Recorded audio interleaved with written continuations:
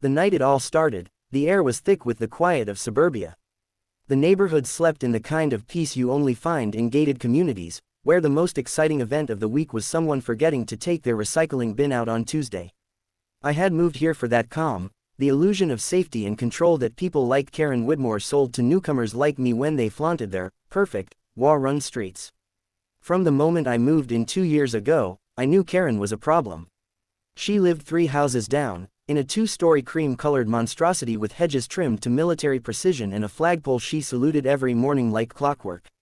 She had the blonde bob, the oversized sunglasses, and the entitled swagger that screamed trouble.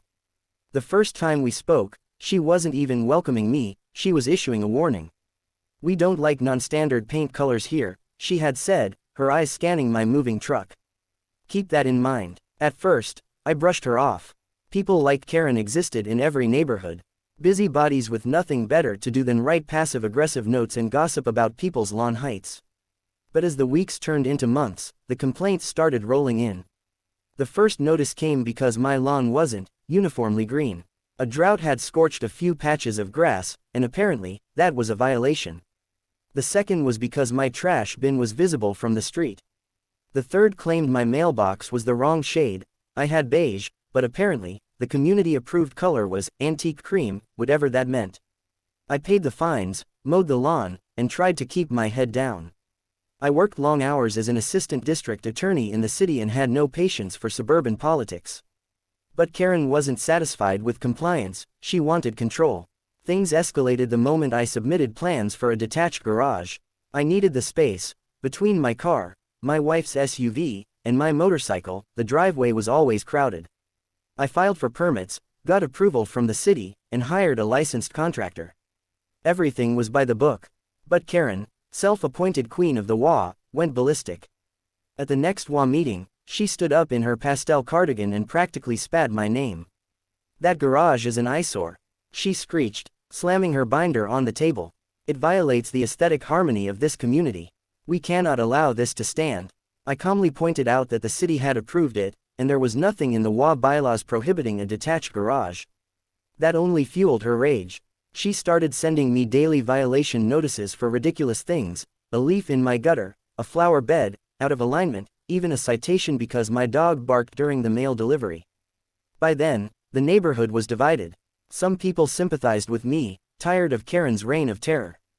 Others were too afraid to speak up, worried they'd be her next target. I ignored her tantrums, kept my focus on my job, and reminded myself that bullies only win when you give them power. And then came that night.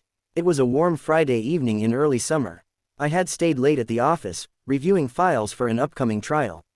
By the time I got home, the neighborhood was quiet. I poured myself a drink, fed my dog, and settled into bed just after midnight. The shrill beeping of my smoke alarm tore me out of sleep. At first, I thought it was a malfunction, maybe a dead battery. But then I smelled it. Acrid, sharp, burning. I bolted upright, my heart pounding as adrenaline surged through me. The air was thick with smoke. I stumbled out of bed, coughing, and ran down the hallway. Flames were already licking the walls of my living room, a violent orange glow spreading across the hardwood floor. "Duke!" I screamed for my dog, my voice hoarse. I heard his frantic barking from the kitchen and followed the sound, shoving through the smoke until I found him huddled by the back door. I grabbed his collar, yanked the door open, and pushed him outside. The heat was unbearable, suffocating. My hands shook as I dialed 911, my voice cracking as I gave the dispatcher my address. "My house is on fire, please, you have to hurry." Minutes felt like hours. I stood barefoot in my driveway, clutching my dog, watching as the fire devoured everything I owned. The roof caved in with a deafening crash, sparks shooting into the night sky like fireworks. My neighbors started to gather, drawn by the chaos. Faces illuminated by the blaze stared in stunned silence. By the time the fire trucks arrived, there was nothing left to save. They fought the flames for an hour, but the damage was total.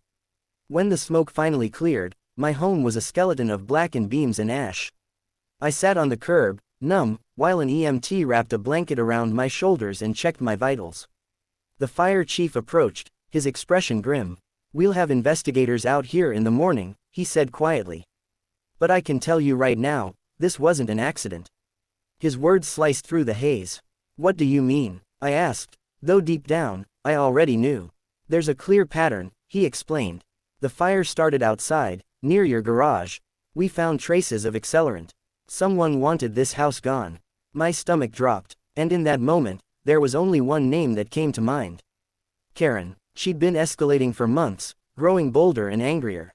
Just 2 days earlier, at another WA meeting, she'd screamed at me in front of everyone. You'll regret that garage, she'd shrieked. I'll make sure it burns to the ground. The next morning, investigators combed through the ruins. My neighbor, an older man named Frank, walked over as they worked. He looked uneasy, scratching the back of his neck. Mark, he said, I don't know if this helps, but my security camera caught something last night. I followed him to his house, my pulse thundering in my ears. On his screen, grainy footage played. Karen, in her ridiculous pink tracksuit and white sneakers, creeping around my driveway just after midnight. In one hand, a flashlight. In the other, a gas can. The detective didn't need more proof. She was arrested 2 days later, charged with arson, destruction of property, and reckless endangerment. The neighborhood buzzed with whispers, some shocked, others saying they weren't surprised. As for me, I stood in the ruins of what used to be my home, trying to process the surreal nightmare I'd been thrown into. Everything I'd worked for, gone in one night because of a petty, vindictive woman drunk on power. But what Karen didn't know, what no one in the neighborhood knew, was that justice wasn't just a word to me. It was my profession, because I wasn't just Mark Jacobs, quiet homeowner and victim of arson. I was Assistant District Attorney Mark Jacobs. And in 1 week, when Karen walked into that courtroom, she wouldn't be facing just a judge. She'd be facing me. The morning of the hearing arrived with an eerie calm that felt almost staged, like the quiet before a storm. The courthouse steps were lined with reporters and gawkers, their cameras flashing as I strode up the marble stairs in my navy blue suit, a leather briefcase in hand. Every click of my shoes echoed like a drumbeat, steady and deliberate. I wasn't here as a victim anymore. I was here as the prosecutor. Karen Whitmore had been out on bail for the past week, and from what I'd heard, she'd been parading around the neighborhood like nothing had happened. She was still barking orders at people, still acting like she was untouchable, like burning my home to the ground was just another neighborhood dispute she could talk her way out of. She didn't realize that this courtroom wasn't her kingdom, it was mine. Inside, the courtroom buzzed with quiet anticipation. Local residents filled the benches, some here out of loyalty, others just for the drama. A few of them offered me encouraging nods as I passed, their eyes filled with something like relief. Karen's reign of terror had lasted years, and for most of them, they'd never had the courage or the evidence to fight back. She was already seated at the defense table when I walked in, wearing a pastel blue blazer and a smug little smirk. Her blonde bob was perfectly styled, makeup flawless, as if this were some sort of fashion show rather than an arraignment for felony arson. When our eyes met, she tilted her head and smiled sweetly, like this was all some kind of misunderstanding. I ignored her and took my place at the prosecutor's table, setting down my files in a neat stack. I had every piece of evidence we needed, the footage from Frank's security camera showing her skulking through my driveway with the gas can, the chemical analysis of the accelerants found at the scene, the witness statements from neighbors who had heard her shouting threats at WA meetings. It was airtight. The judge entered, and the bailiff called the room to order. The murmurs died instantly as everyone stood, and the weight of the moment settled in like a heavy cloak. State versus Karen Whitmore, the clerk announced. Karen's attorney, a thin man with slicked back hair and an expensive suit that screamed, paid in desperation, stood and started spouting the usual lines, how his client was a respected member of the community, how this was all a tragic misunderstanding, how there was no direct proof linking her to the fire. I waited, silent and composed, until it was my turn. Then I rose, buttoning my jacket with calm precision, and walked to the center of the courtroom. Your Honor, I began, my voice steady but sharp, this isn't a misunderstanding. This is a case of deliberate, malicious arson committed by a woman who believed her position in the community made her untouchable. But the evidence will show otherwise. I clicked the remote in my hand, and the big screen at the side of the courtroom lit up with the first piece of evidence, Frank's security footage. Gasps rippled through the spectators as the grainy but unmistakable figure of Karen appeared, flashlight in hand, gas can swinging casually at her side as she prowled my driveway. Karen's smirk faltered for the first time. I zoomed in, frame by frame. This is the defendant at approximately 12:43 a.m., less than 20 minutes before my home, and everything in it, was consumed by flames. The footage played through, showing her pouring something along the side of the garage, then jogging back down the street. It was damning. Her attorney objected, sputtering something about the video being circumstantial, but the judge waved him off. Next came the forensic report. I handed copies to the judge and jury, walking them through the analysis. The accelerant found at the scene matched the brand sold at the local hardware store. A store receipt with Karen's credit card and signature timestamped just hours before the fire sealed the deal. She didn't just threaten to burn my house down, I said, my voice dropping to a low, lethal calm. She planned it. She bought the tools. She executed her plan. And she risked the lives of everyone nearby when she did it. The jury's faces were a mix of shock and disgust. Then came the testimonies. Frank took the stand first, visibly nervous but determined. I didn't want to get involved at first, he admitted, voice trembling. But I knew what I saw on that camera. It was her. No doubt about it. Several other neighbors followed, each one recounting their own run-ins with Karen, painting a picture of a woman who had bullied, harassed, and intimidated the entire community for years. One elderly couple told the court how she'd fined them $500 for having, improperly trimmed, rose bushes. Another neighbor revealed she had threatened to have their car towed for parking 2 inches over the curb. By the time they were done, Karen's reputation as the queen bee of the wall was in tatters. She sat there rigid, her hands gripping the edge of the table, her lawyer whispering furiously in her ear.